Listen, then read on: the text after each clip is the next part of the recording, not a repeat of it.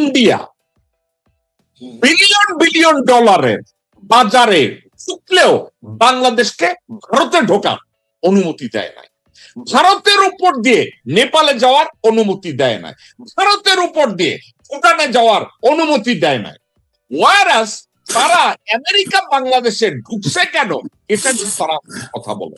মুজিব ভাই কনক্লুড করছে এই জন্য যে এই রেসিপ্রোকাল চুক্তিটা ভারতের স্বার্থের পরিপন্থী দেখে তারা বাংলাদেশে একটা জনমত তৈরির চেষ্টা করছে, যেটা দাসত্ব চুক্তি।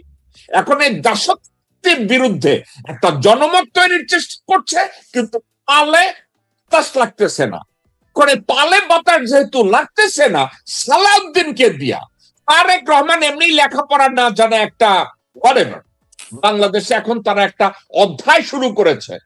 বাংলাদেশে নাকি তারা প্রেডিকশন করে দিচ্ছে অলরেডি 2-4-5 দিন 10 দিনের মধ্যে নাকি জঙ্গি হামলা হইতে পারে। ডক্টর মাসুদ, আমি আপনার কাছে সার্বিক বিষয় এই চুক্তিটার মধ্যে আমার প্রথম প্রশ্ন, আপনি কোন দাসত্ব চুক্তির কিছু দেখেন কিনা? ব্যাপারে যদি সিম্পলি বলি, আমি একজন অর্থনীতিবিদ নই, কিন্তু খুব সহজে বোঝার কিছু ব্যাপার স্যাপার আছে, সাধারণ মানুষও বুঝতে পারবে। আমি যদি বুঝি তাহলে সাধারণ মানুষও বুঝবে। সেটা হচ্ছে যে এটা একটা, আগে যেটা বলেছেন রেসিপ্রোকাল। এক নাম্বার হচ্ছে যে এটা ইটস নট হঠাৎ করে উনি নতুন কিছু করেন নাই। All the pacts are based on TICFA. টিকফাটা করা হয়েছিল 2013 সালে, শেখ হাসিনা করেছিল। টিকফা হচ্ছে trade and investment cooperation forum agreement. একটা এগ্রিমেন্ট ওদের সাথে আমাদের ছিল যে বাংলাদেশ কিভাবে কোন কোন জিনিস নিবে, আমরা কোন কোন জিনিস দিব এটসেট্রা, এর উপরে ছিল আর কি।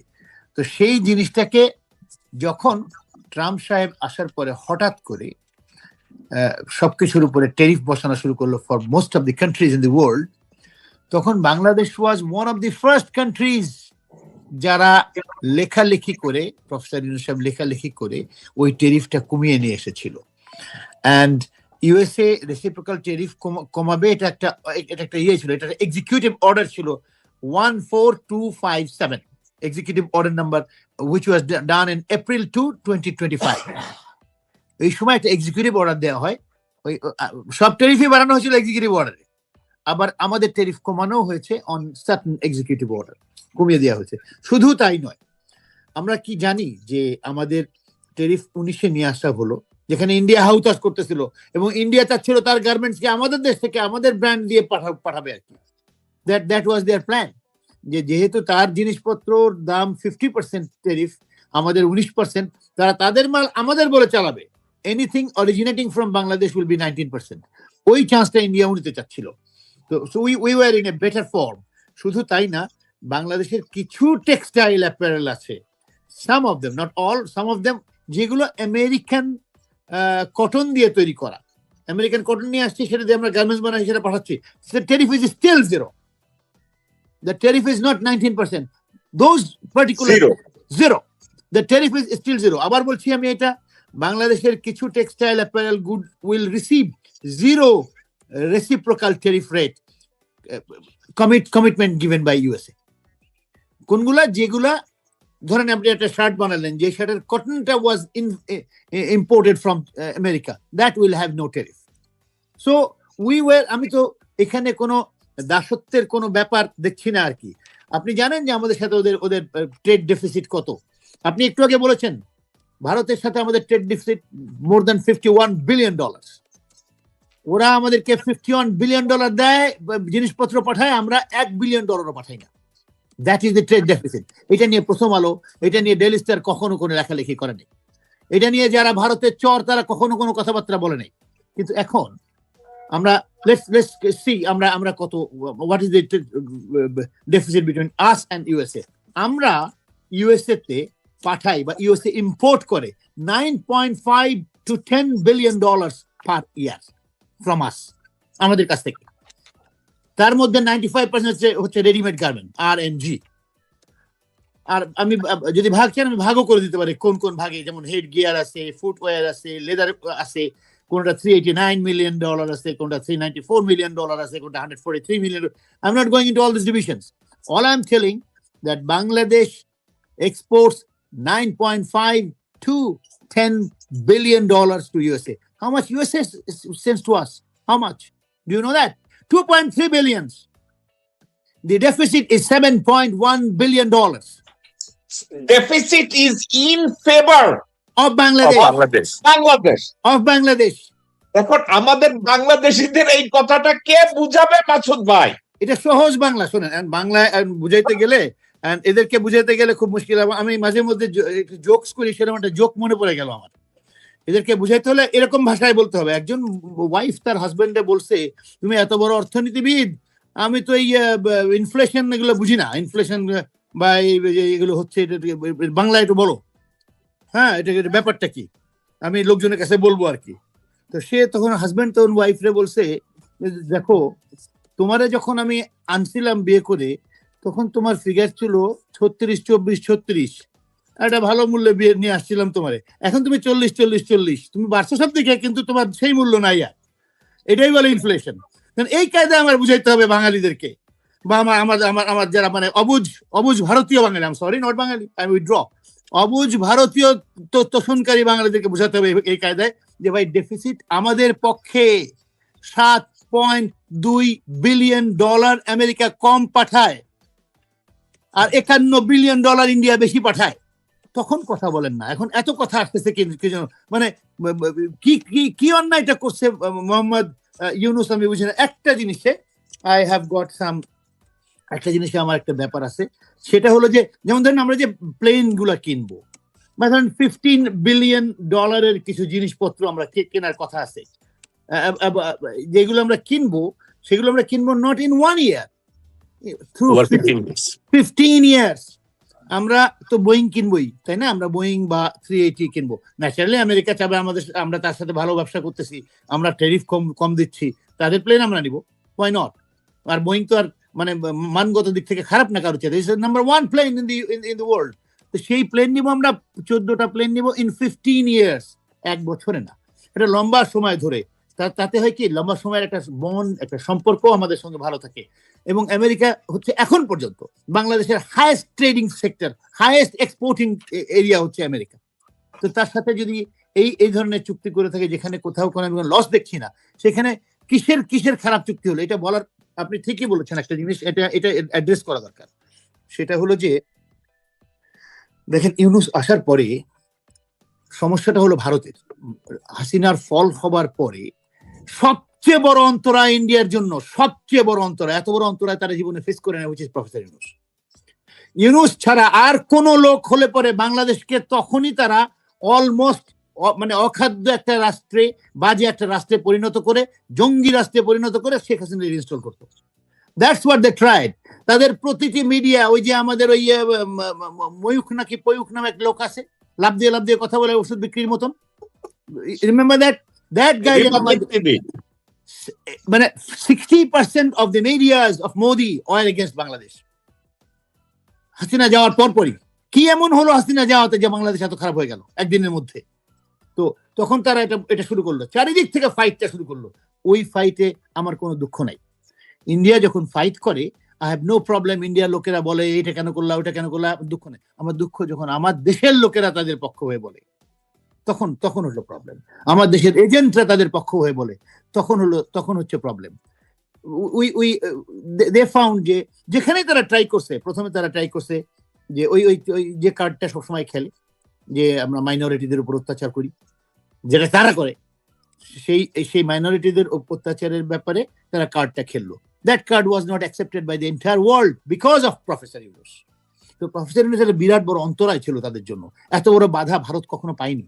ভারতে ওরকম শিক্ষিত লোকজন নাইও তেমন একটা। আসিফ ভাই, আপনাকে আমি একটা প্রশ্ন যদি আমি করতে পারি, আমার মত অনুযায়ী আমরা আগে ছোট সময় মনে করতাম জিয়াউর রহমান সাহেব ছিল ভারতের জন্য সবচেয়ে বড় অবস্ট্রাকল, কিন্তু আমি একটা সাবজেক্টে স্টাডি করতে গিয়ে আমি দেখলাম জিয়া যদি ভারতের জন্য 20% obstacle ছিল, doctor Mohammad Yunus become 75% obstacle for India. That's right. আমি অবাক হয়ে গেছি, কিন্তু আমি অবাক হয়ে গেছি যে ডক্টর মোহাম্মদ ইউনুস ভারতের জন্য এত বিশাল obstacle ছিল। তো ইন্ডিয়া করছে কি, একটা হোয়াট দে হ্যাভ ডান, তারা তাদের নিজস্ব মিডিয়াকে বলছে, এবং আমাদের দেশের যে অনুচররা আছে তাদের দ্বারা পে লিস্টে আছে, পে রোলে আছে, তাদেরকে বলে দিয়েছে যে সাংবাদিক আছে কিছু পেরোলে, এটা পিনাকি প্রায় বলে দেয় কারা কারা আছে পেরোলে। তো এই যারা পেরোলে আছে তাদেরকে লেলায় দিছে যে ন্যারেটিভ তৈরি করো, what ever Yunus has done bad, এইটা ন্যারেটিভ তৈরি করো। উঠে পড়ে লাগছে তাদের চরেরা এটা করার জন্য। এটা হলো দুঃখের বিষয়। বাট মেইন ব্যাপারটা হচ্ছে $7.2 বিলিয়ন ডেফিসিট ইউএস এর, আমাদের না। আমরা উই আর ইন ফেভার। আমরা আবার বলি, আমরা পাঠাই $9.5 to $10 বিলিয়ন পার ইয়ার। এই পয়সা আমরা আর্ন করি ওদের কাছ থেকে, আর ওরা আমাদেরকে পাঠায় $2.3 বিলিয়ন। ওরা দেয় কেমিক্যালস, ওরা দেয় মোটর পার্টস, ওরা দেয় সয়াবিন, হুইট, কর্ন, কটন, এগুলি। কিন্তু আপনি আরেকটা কথা মাসুদ ভাই আপনি বলেন নাই, এবং আমরা এই কথাটা আমি চাচ্ছিলাম আপনি এবার বলেন। আমি বলি, আপনি এটাকে ব্যাকআপ করেন। আমেরিকা, ইউএসএআইডি এবং অন্যান্য সোর্স থেকে প্রতি বছর বাংলাদেশে $4.5 বিলিয়ন এইড দেয়, গ্রান্টস দেয়। আপনি অবাক হয়ে যাবেন, যেগুলো বাংলাদেশকে ফেরত দিতে হবে না। ভারত তার ধারে কাছেও যায় না। আর তারা বলে আমেরিকার সাথে আমরা দাসত্ব চুক্তি করছি। মূল দাসত্ব তাদের সঙ্গে, সেটা নিয়ে কোনো কথা নাই। মূল দাসত্ব হচ্ছে ভারতের সঙ্গে। তাদের কথা ছাড়া আমরা ওয়েপন কিনতে পারবো না। বাবা, আমরা কি তোমাদের অঙ্গরাজ্য নাকি? তোমাদের কথা ছাড়া আমরা ওয়েপন কিনতে পারবো না? What is this going on? আপনার আমাদের পরিষ্কারভাবে আমরা দেখেছি যে আমেরিকার সাথে আমরা যেই বেনিফিট গুলো করতে পারি, যেমন মুজিব ভাই আপনার নিশ্চয়ই আপনি জানেন, এবং জ্যাকব মিল্টন ভাই আপনিও জানেন, যে আমরা অনেক সময় আমাদের যে ককাস গুলি আমরা তৈরি করছি বিভিন্ন সময়, আমরা বাঙালিরাই তৈরি করছি। এই ককাসে আমরা বললে পরে হয় কি, বাংলাদেশ নিয়ে যখন কথা হয়, বাংলাদেশের কিছু এত মিলিয়ন ডলার বাকি আছে, খুব আহামরি না, কিন্তু ধরেন $150 মিলিয়ন বাকি বা $50 মিলিয়ন বাকি আছে, যেটা শোধ দিতে হবে এত এত। আমরা যখন কথা বলি বাংলাদেশের ককাস যখন কথা বলে, তখন ওর লোকজনও খুব একটা বেশি থাকে না, লাস্টের দিকে কথা হয়। তো তখন আমাদের পক্ষের কংগ্রেসম্যানরা দাঁড়িয়ে বলে যে বাংলাদেশের এই জিনিসটাকে আমরা বন্ধুত্ব সুলভ ভাবে দেখে আমরা এটাকে ওয়েভ করে দিতে পারি, মানে মাফ করে দিতে পারি। বাংলা ভাষায় মাফ, আর এই ভদ্র ভাষা হচ্ছে ওয়েভ করে দিতে পারি, ছড়িয়ে দিতে পারি, এন্ড দ্যাট ইজ অ্যাকসেপ্টেড। এরকম অনেকবার ঘটছে। এটা যদি লিস্ট চান, আমরা একটা লিস্ট নিয়ে আসি যে কতগুলো বার আমরা এটা করতে পারছি। ইন্ডিয়া একবারও ছাড়ছে নাকি আমাদেরকে? ওয়ান্স একবারও ছাড়ছে কিনা? তারা ছাড়ে, তারা বর্ষাকালে পানি ছাড়ে, এটা করে, তারা বন্যা করে দেয়, তারা আমাদের, তারা ছাড়ে ওরকম, তারা ছাড়ে সব চোর ডাকাতদেরকে, তারা এটা ছাড়ে। ওকে, নীরা আপনার কাছে আসি। আমি এই বিষয়টাকে একটু খাঁটি বাংলায় আমি একটা কথা বলি। নীরা, গত 54 বছরে আমেরিকায় বাংলাদেশ বাণিজ্য করছে, কোন প্রকার ট্যারিফ দেয় না। নীরা, কোন প্রকার ট্যারিফ দেয় নাই। আমেরিকা বলছে ঠিক আছে করো। এইমাত্র মাসুদ ভাইয়ের কাছ থেকে শুনলেন $9.5 বিলিয়ন এক্সপোর্টিং গুড বাংলাদেশ থেকে আমেরিকায় আসে, আর আমেরিকা দেয় মাত্র $2 বিলিয়ন গুডস। তাইলে প্রতি বছরে আমরা অতিরিক্ত $7 বিলিয়ন গুড আমেরিকায় পাঠাই, কিন্তু আমেরিকা এটা নিয়ে কোনোদিন চিল্লায় নাই। $10 বিলিয়ন উপরে তারা কোনোদিন ট্যারিফ ধরে নাই। এই প্রথমবার 54 বছর পরে আমেরিকা বলছে ঠিক আছে, আমাদেরও ইকোনমি ডেভেলপমেন্টের জন্য রেসিপ্রোকাল একটা চুক্তি তোমরা করো, যে চুক্তিতে তোমরাও পাঠাবা আমরাও পাঠাই। এখন আমি একটা কথা বলি, বাংলাদেশ থেকে আপনি ডক্টর মাসুদ, ডক্টর মুজিব একটা কথা বলছে, আমরা পাঠাই গার্মেন্টস এর অ্যাক্সেসরিজ, আমরা হ্যান্ডলুম পাঠাই, আমরা অন্যান্য কিছু পাঠাই, আমাদের আছেই বাকি আর পাঠাবোই বাকি। কিন্তু আমেরিকা এই মুহূর্তে এই চুক্তিটার ক্ষেত্রে কতগুলা সাবজেক্টের উপরে তারা নজর দিচ্ছে। নীরা, আমি আপনাকে স্পেসিফিক বলি। আমেরিকা বলছে modern technology, data management, computer chips, electronics, others, অন্যান্য ক্ষেত্রে তোমরা বাংলাদেশিরা যা কিনো সেক্ষেত্রে আমাদেরকে প্রাধান্য দিতে হবে, আমাদের মানে আমেরিকারে প্রাধান্য দিতে হবে। নীরা, টেকনোলজিতে বিশ্বের সবাই আমেরিকার দিকে তাকায় থাকে যে আমেরিকা কোনটা তৈরি করবে। তাহলে আমেরিকা কি বলতেছে বাংলাদেশে জানেন? আজকের আমেরিকায় যদি 5Gর জায়গায় 6G 7G 10G হয়, সেই ওয়েতে বাংলাদেশ এটা একত্রে পায় যাবে। কিন্তু ইন্ডিয়ানরা কি কইতেছে জানেন? এইটা হইছে আমেরিকান মনোপলি। আমেরিকার কেন এটার অগ্রাধিকার থাকবে? এখন কথাটা হইতেছে আমেরিকা যে প্রোডাক্টটা তারা তৈরি করে, ইন্ডিয়া এই প্রোডাক্টটা তৈরি করতে আরো 20 বছর লাগাবে। বাংলাদেশ কি 20 বছর বসে থাকবে? নিরা অবাক করা কাণ্ড ম্যানিপুলেশনে মুজিব ভাই এবং মাসুদ ভাই বলছে বিমান বানাবে, বোয়িং থেকে তারা কিনবে। বাংলাদেশে বোয়িং লাগবে, বিমান লাগবে, বাংলাদেশ বিমান লাগবে আমাদের কিনতে, ফাইটার প্লেন লাগবে। এখন ভারত থেকে আমরা কি রাশিয়ার তৈরি মিগ 27 নেব? ঠিক যেভাবে আমরা ইন্দোনেশিয়ার থেকে যদি কয়লা কিনতাম পার মেট্রিক টন $225, সেই কয়লা আমরা ভারতের থ্রোতে কিনি $181। অর্থাৎ কি জানেন, কইয়ের তৈল দিয়া কই ভাসবো। ভারত বলতেছে আমাদের বাইরে তোমরা কোথাও যাবা না। আর আমরা বাংলাদেশিরা একটা জিনিস বুঝতে চাই না নিরা, প্রতি বছর ভারত বাংলাদেশে $51 বিলিয়ন প্রোডাক্ট এক্সপোর্ট করে, ওয়ারাস বাংলাদেশ ভারতে 1 বিলিয়নও দেয় না, 335 মিলিয়ন দেয়, 1 বিলিয়নের ধারে কাছেও নেই। ওয়ারাস বাংলাদেশকে ভারতের মধ্য থেকে নেপালেও কোনো কিছু পাঠাতে দেয় না, ভুটানেও পাঠাতে দেয় না, মালদ্বীপেও পাঠাতে দেয় না, অর্থাৎ ভারতের সাথে কোনো জায়গায় পাঠাতে দেয় না। এখন মজার আর একটা কথা শুনলে আপনি কিন্তু অবাক হবেন।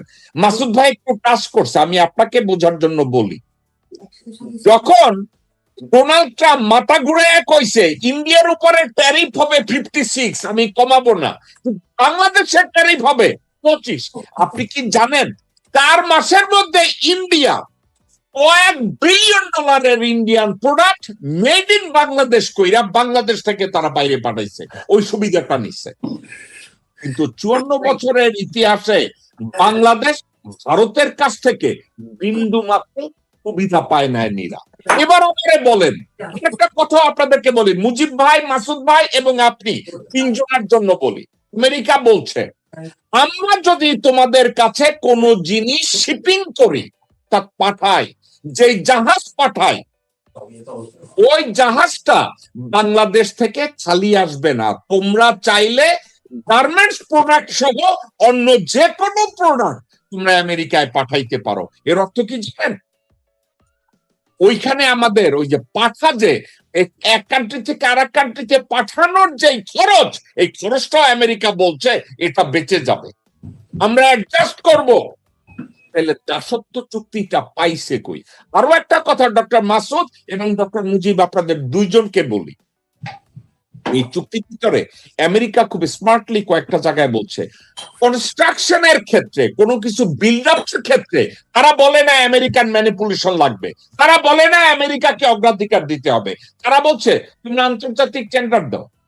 আন্তর্জাতিক টেন্ডারের নিচে একটা কথা মেনশন করা হয়েছে যে বাংলাদেশে যদি কনস্ট্রাকশন করা হয় কোনো জায়গায়, ধরেন পোর্ট তৈরি করা হয়, এয়ারপোর্ট তৈরি করা হয়, কোন জায়গায় ডক তৈরি করা হয়, কোনো কিছু তৈরি করা হয়, আমেরিকা এখানে এসে তারা লাভ করবে না। তারা জানে এখানে মালয়েশিয়া ঢুকবে, তারা জানে এখানে জাপান ঢুকবে, তারা জানে এখানে চায়না ঢুকবে, থাইল্যান্ড ঢুকবে, এবং তারা ভালো করবে, কম দামে করবে। আমেরিকা বলছে সেক্ষেত্রে তোমরা আন্তর্জাতিক ভাবে টেন্ডার দাও, শুধু ইন্ডিয়ার উপরে নির্ভর করো না।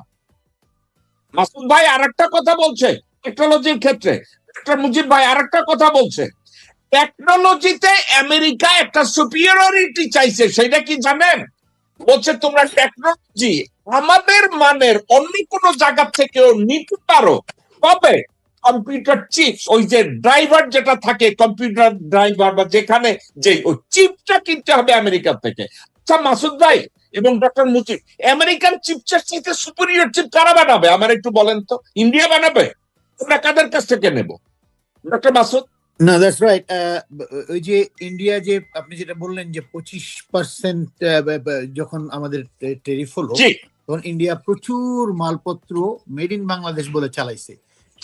এটা কিন্তু ধরাও পড়ে গেছে, ধরা পড়ছে। হ্যাঁ, ধরা পড়ে হয়েছে কি, অ্যানাদার এক্সিকিউটিভ অর্ডার আসছে প্রথম এক্সিকিউটিভ অর্ডারটা আবার বলি 14257 এপ্রিল 225 আর আরেকটা এক্সিকিউটিভ অর্ডার আছে 14346 আবার বলি 14346 সেপ্টেম্বর 5 এপ্রিলে আর সেপ্টেম্বরে আসলো কি 25 সালে যে দ্য গুডস তাদের উপরে আমাদের ট্যারিফ কমে যাবে those who are originating from Bangladesh ওই ইন্ডিয়ান অরিজিন হয়ে মেড ইন বাংলাদেশে ঘুরে no they have originated in India those are not going to be under এই আইনটা আনলো এই সেম এক্সিকিউটিভ অর্ডার আসলো মানে কয়েক মাসের মধ্যে যখন ইন্ডিয়া এই ধান্দাটা শুরু করলো তো এই নিয়ে কিন্তু আমাদের দেশের ভারত প্রেমীদের কোনো কথাবার্তা নেই কেউ আলোচনাও করেন না ভাই।